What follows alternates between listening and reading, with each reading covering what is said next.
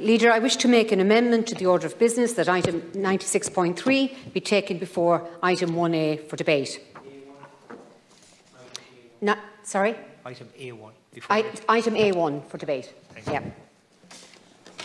I am pleased that we are moving forward with the reopening in recognition of the reality of the state of play with regard to COVID, and I look forward to the full relaxing of restrictions as soon as possible.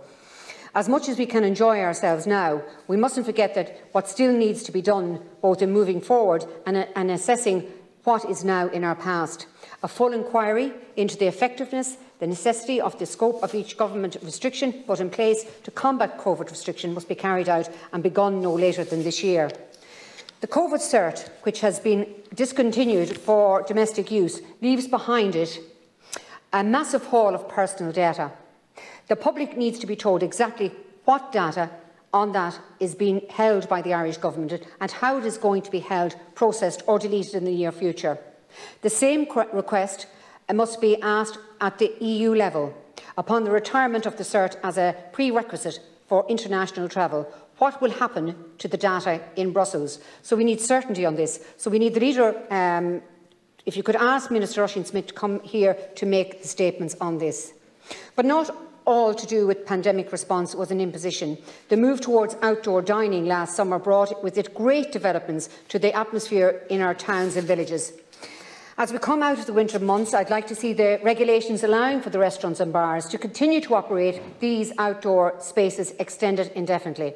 Many owners put a lot of money into these spaces, and also the government, in order to be able to trade in accordance with government restrictions, and I think the least we can do is allow these spaces to continue to exist into the summer and beyond. Maybe we could ask Minister Peter Burke to update us on the extension of this provision.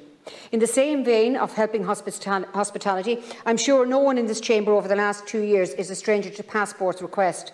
Much of this flows from the closure of the passport office for a time over the course of the pandemic. I don't think that should have happened, given the essential nature of our service, but it did, and we're still working through the fallout. I was contacted by a number of individuals who have been in the hospitality industry for years, who've said that the hoteliers are turning their hair out over the delays in processing visas for skilled industry workers, particularly chefs. Backlogs of up to, since last June, are being experienced for visa decisions for young chefs from outside the EU, and it is causing real difficulty in the industry, and an industry which, again, I think we should be doing all we can to help. So I wonder, Leader, if you could be able to check with the ministers and see what can be done in relation to these funds, and indeed maybe ask each of them to come before the House to make statements. Thank you. I can't accept the amendment today only because I can't get anybody today.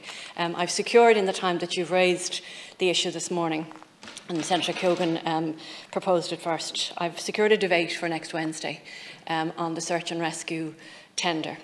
But I've also instructed that without having the business case in your hands before the debate is fruitless. And on that end, I've also extended the navigation bill so as in order to get the Minister here for the afternoon. So if you could accept that I will have that next Wednesday, but not without the business case, which definitely has been altered on the basis of the announcement that was made for Cabinet this morning. So I think we all need to see it. And I'm surprised that the Oireachtas Committee on Transport hasn't received it yet, given that they had requested it. So I hope that that suffices and that we'll have the debate next week.